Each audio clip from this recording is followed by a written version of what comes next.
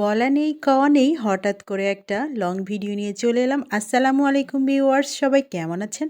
মহান রব্বুল আলামিন সবাইকে সুস্থ রেখেছেন, ভালো রেখেছেন, সবার জন্য দোয়া রইল। শুরু করছি আজকের একটা লং ভিডিও।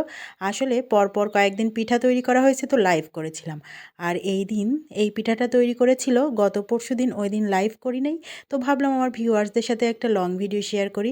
তো সেইটা নিয়েই একটা লং ভিডিও তৈরি করেছি। পিঠা তৈরি করছে আমার ভাইয়ের বউটা। মা দুপুরে রান্নাবান্না সেরে নিল, তারপরে ভাইয়ের বউটা বসেছে পিঠা তৈরি করতে। বাড়িতে মাটির চুলায় মাটির ছাঁচে চিতই পিঠা তৈরি হচ্ছে। এমন মজার খাবার, আসলে গ্রামে এলে এগুলো অনুভব করা যায় আর এই স্বাদের স্বাদের খাবারগুলো খাওয়া যায়। তো আমিও গোসল-টোসল করে চলে এসেছি। ভাই বউয়ের পাশে বসে পড়েছি, পিঠা খাবো। তার সাথে কিন্তু শাকঘণ্ট। তো শাকঘণ্ট করেছে, শাকঘণ্ট দিয়ে চিতই পিঠা খাচ্ছি। গরম গরম পিঠা তুলছি আর খাচ্ছি। আর পিঠাগুলো কিন্তু দারুণ দারুণ হয়েছে। আর একটা টিপস আপনাদেরকে দিয়ে রাখি, অনেক সময় কিন্তু এই মাটির ছাঁচে ঢাকনাটা একটু ফাঁকা থাকতে পারে, হাওয়া বাতাস ঢুকলে পিঠাগুলো পারফেক্ট হয় না। সেক্ষেত্রে আপনারা কিন্তু এভাবে একটু কাপড় ভিজিয়ে চারপাশটা দিয়ে রাখবেন, তাহলে হাওয়া বাতাস বের হবে না, পিঠাটা কিন্তু একদমই পারফেক্ট হবে।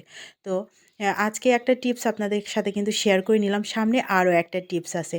আজকের পিঠা তৈরির পুরোটাই আমার ভাইয়ের বউটার ম্যাজিক। আসলে অন্য রকম সিস্টেমে আজকে পিঠা ভিজাবে, তো সেটাই কিন্তু মেইনলি আপনাদের সাথে শেয়ার করার জন্য এই ভিডিওটা তৈরি করা। তো পিঠা তৈরি করছি আর গরম গরম শাকঘণ্টর সাথে আমরা কিন্তু পিঠা খেয়েও নিয়েছি। শুধু একটা জিনিসই মিস ছিল এখানে, সেটা হচ্ছে কি ভর্তা। আসলে একটু ভর্তা না হলে কিন্তু চিতই পিঠার মজাটা আসে না, যেখানে মাংসও কিন্তু হার মেনে যায়। এখন কিন্তু শহরের মোড়ে মোড়ে এই পিঠা আর নানান পদের ভর্তা।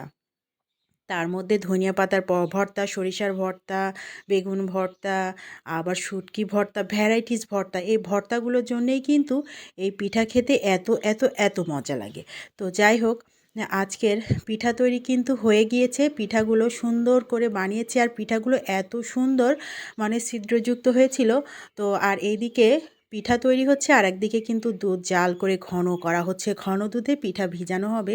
এখানে 3 কেজি দুধ জাল হচ্ছে চুলাতে, একদম ঘন হয়ে গিয়েছে।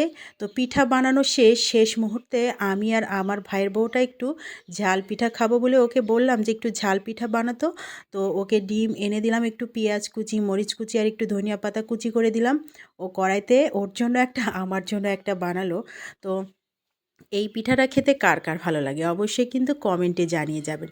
এই পিঠাটাও, এই ডিম চিতই পিঠা কিন্তু এখন মোড়ে মোড়ে তৈরি করে। এই পিঠাগুলো খেতে ভালোই লাগে। তো এর সাথে একটু চাট মশলা দিলে বেশি ভালো হতো। ঘরে চাট মশলাটা ফুরিয়ে গিয়েছিল, এজন্য শুধুমাত্র পেঁয়াজ কুচি, মরিচ কুচি, ধনিয়া পাতা কুচি আর একটু ডিম লবণ দিয়ে আমরা পিঠাটা তৈরি করে নিলাম। আর পিঠাটা কিন্তু খেয়েও নিয়েছি, খুব মজা হয়েছিল। এর আগেই কিন্তু আমি একটু শর্টসে আপনাদের এই পিঠার ভিডিওটা দেখিয়েছিলাম। তো কে কে এরকম একটু ঝাল পিঠা খেতে পছন্দ করেন অবশ্যই জানাবেন। আমরা কিন্তু ভাপা পিঠা তৈরি করলেও শেষের দিকে এরকম একটু ঝাল পিঠা তৈরি করি। শেষের দিকে একটু ভাপা পিঠার যে গুঁড়াটা থাকে, মাখানো গুঁড়া, ওর সাথে এভাবেই ঠিক একইভাবে পেঁয়াজ কুচি, মরিচ কুচি, ধনিয়া পাতা কুচি দিয়ে ঠিক একইভাবে আমরা ওই সব কিছু মাখিয়ে ভাপে দেই, ওইটা ঝাল পিঠা হয়। কারণ মিষ্টি খেতে খেতে যখন একঘেয়েমি লাগে না, তখন কিন্তু একটু ঝাল পিঠা খেতে ভালোই লাগে। তো ভাপা পিঠা বানালেও এভাবে করি, আবার চিতই পিঠা বানানোর ক্ষেত্রেও কিন্তু ভর্তা যেহেতু আজকে করিনি, তাই একটু এভাবে ঝাল পিঠা করে আমরা ননদভাবে মিলে খেয়ে নিলাম। তো আমার ভাইয়ের বউটা কিন্তু খুব সুন্দর পিঠা তৈরি করেছে। পিঠাগুলো এত সুন্দর পারফেক্ট হয়েছিল। তো পিঠার রেসিপি তো দেই নাই, আমি পিঠা অর্ধেক বানানো হয়ে গেলে ভিডিও করতে এসেছিলাম, তো এই জন্য পিঠার রেসিপিটা দেওয়া হয়নি। তো আজকের ভিডিওটা, লং ভিডিওটা কেমন লাগলো অবশ্যই কিন্তু কমেন্টের ভালোবাসা দিয়ে যাবেন। আর আমার মতো গ্রামে এলে এভাবে একটু পিঠাপুলি পছন্দ করেন আর এনজয় করেন পরিবারের সবার সাথে, কারা কারা সেটাও কিন্তু জানাবেন। তো আমরা ঝাল পিঠা খেয়েছি, তারপরে ঘরে এসেছি। ঘরে এসে আমার ভাইয়ের বউটা এদিকে পিঠা ভিজাচ্ছে। দুধ আগে ঘন করে জাল করে নিয়েছে, সেটার মধ্যে গরম দুধের মধ্যে আগের বানানো পিঠাগুলো কিন্তু দিয়ে দিল। দিয়ে দেওয়ার পরে এটাকে ঢাকনা দিয়ে ঢেকে দিবে। তারপর এদিকে যে খেজুরের গুড়টা আছে না, সেই খেজুরের গুড়টা এখানে হচ্ছে পাটালি গুড়, যেটাকে বলে ঝোলা গুড় না, সেই পাটালি গুড়টাকে আগে গলায় নিতে হবে। অনেক সময় অনেক ক্ষেত্রেই কিন্তু দুধ গুড় একসাথে জাল করলে ছানা কেটে যায়, তখন কিন্তু পিঠাটা আর খেতে ভালো লাগে না। আর এত কষ্ট করে পিঠা বানিয়ে যদি পারফেক্টভাবে পিঠাটা নাই হয়, তখন কিন্তু আরও কষ্ট লাগে, আরও খারাপ লাগে। এজন্য অবশ্যই কিন্তু আপনারা এই টিপসটা ফলো করতে পারেন।